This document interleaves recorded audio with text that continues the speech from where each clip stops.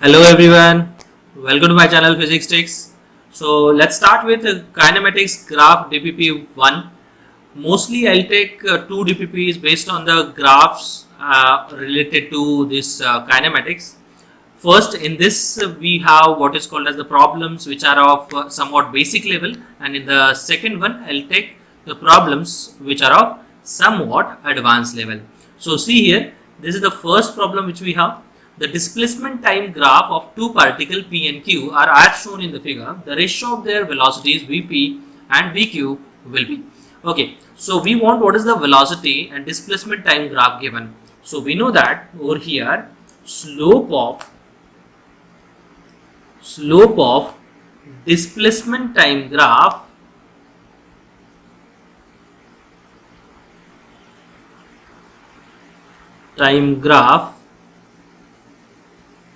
gives slope of displacement time graph gives what? Velocity.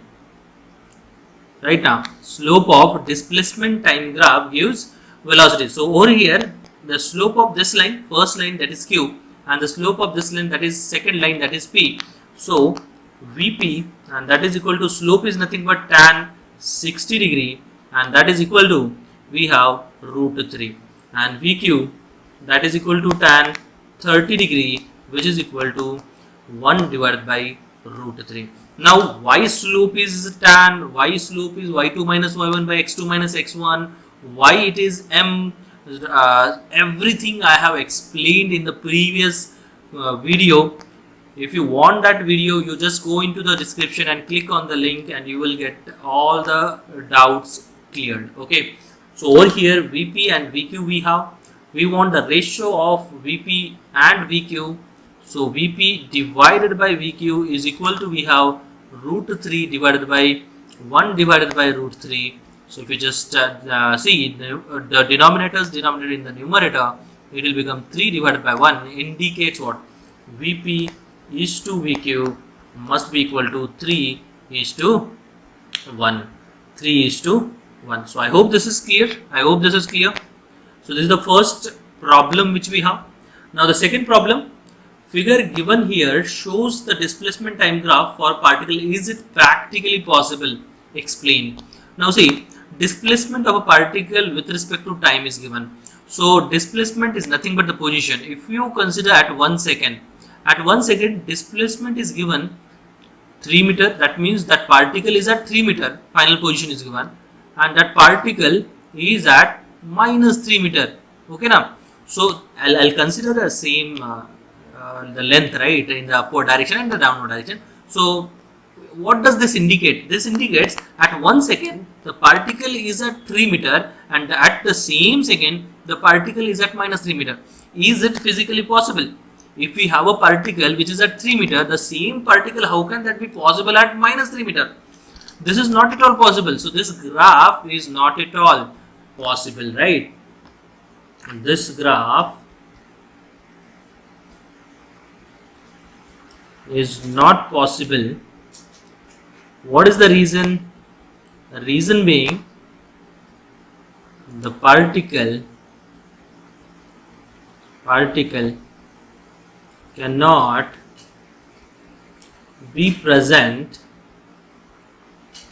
at 2 points, or at two regions, at 2 points at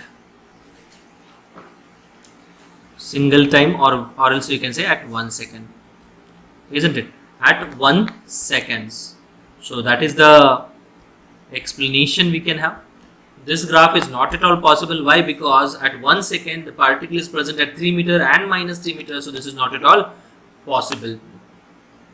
This is the second question we have. Now the third question, the AT graph, that is acceleration time graph, is given. Find the maximum velocity attained by the body. Okay, now see, this is the acceleration which is at 10 meter per second squared. When it decreases, right, acceleration decreases, can we say if acceleration decreases, velocity also decreases? No. Why? Because see, initially if velocity of the body is 0 meter per seconds, and its acceleration we have is 10 meter per second squared. What does this mean? This indicates its velocity will increase by 10 meter per second in 1 second, isn't it? What does acceleration indicate? Change in velocity in 1 second, right? So acceleration indicates this velocity of the body will change by how much? 10 meter per second in 1 second, right? So over here, if I ask after 1 second what is its velocity, you have to say it's 10 meter per second. Okay, now if I say its velocity decreased by 9 meter per second squared, sorry, acceleration decreased by 9 meter per second squared, can we say its velocity now is decreasing? No. Why? Because now 9 meter per second squared indicates what? Its velocity increase by 9 meter per second in 1 second. So it will increase still, though the acceleration is decreasing, acceleration is positive. Positive acceleration indicates what? Velocity is increasing. So I hope this is clear. Now say this indicates this velocity from 10 meter per second, it will go to 19 meter per second, and as you can see, velocity is still increasing. So let us consider after 1 second, that means after 2 seconds its velocity is 19 meter per second squared. Now its acceleration decreased by 8 meter per second squared, supposed to be. Still the acceleration in the same direction as that of the velocity. So can we say now, what does this mean now? This means its acceleration will change, right, or will increase by 8 meter per second in 1 second. So the velocity of the particle is 27 meter per second. Still the acceleration we have is 7 meter per second squared, and after 3 seconds we have the velocity as 27 meter per second. Now this will continue till acceleration is equal to 0, and at that point we have the maximum velocity. At that point we have the maximum velocity, isn't it? And initial velocity is 0 given. That indicates area under acceleration time graph gives change in velocity.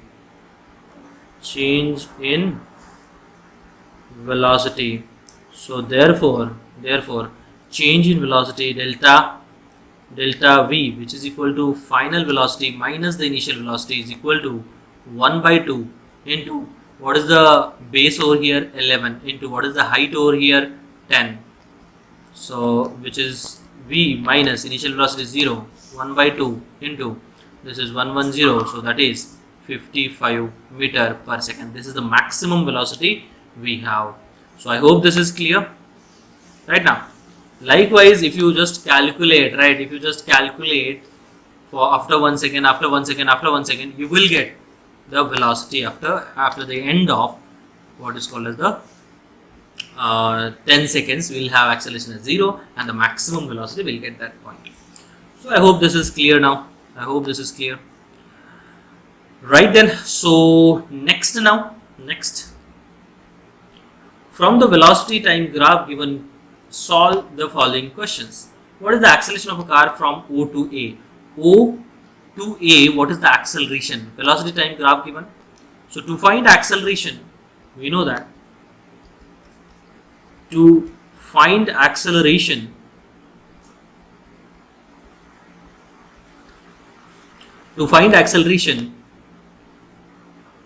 take slope of velocity time graph, isn't it? Now what is the slope then? Slope is nothing but m, which is equal to tan theta, which is equal to y2 minus y1 by x2 minus x1, and that slope we have is the acceleration, and that is equal to what is y2 over here. Now for that, just write down the coordinates. At A point we have along x 10 and along y 40, and over here we have 0, 0. So y2 minus y1 is 40 minus 0, x2 minus x1 is 10 minus 0. So we have 40 minus 0 divided by 10 minus 0, so which is equal to 4 meter per second squared. So this is how you can solve the problem. So see, it's very simple. So now the second one, what is the acceleration of a car between A and B? Now A and B coordinates, just write it down. Coordinate for B is along X it is 30 and along Y it is 40. So it is Y2 minus Y1 we have. This is X2 Y2. This is X1 Y1. Hai na? You have to consider accordingly now. Initially we have considered this as X1 comma Y1 because they considered from 0 to 10. Now 10 to 30 indicates x1 y1 x2 y2. Y2 minus y1 is 40 minus 40. So this is for A. For B also, to find acceleration, take the slope of velocity time graph, and that slope we have m is equal to tan theta, which is equal to y2 minus y1 by x2 minus x1, and this is nothing but the acceleration, which is 40 minus 40 divided by 30 minus 10, so which is equal to 0 meter per second square. This is how you need to solve. What is the retardation of a car between B and C? Now write down the C coordinate 50 comma 0. This is what is called as x2 comma y2, and this is x1 comma y1. Y2 minus y1, 0 minus 40.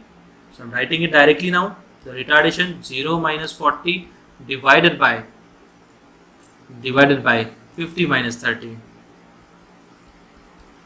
and which is minus 40 divided by 20, which is minus 2 meter per second squared. But here they are asking the retardation, so it is minus of acceleration, so it is 2 meter per second squared.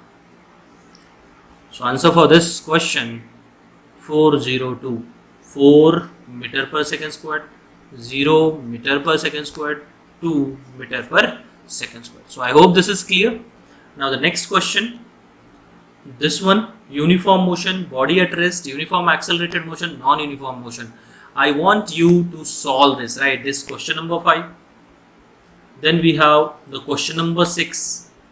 Then we have question number 7 and the question number 8. All this question try to solve. This is question number 8, question number 7, question number 6, question number 5. Just try to solve and comment your answer in the comment box. I'll try to reply to your comment as soon as possible. Thank you so much.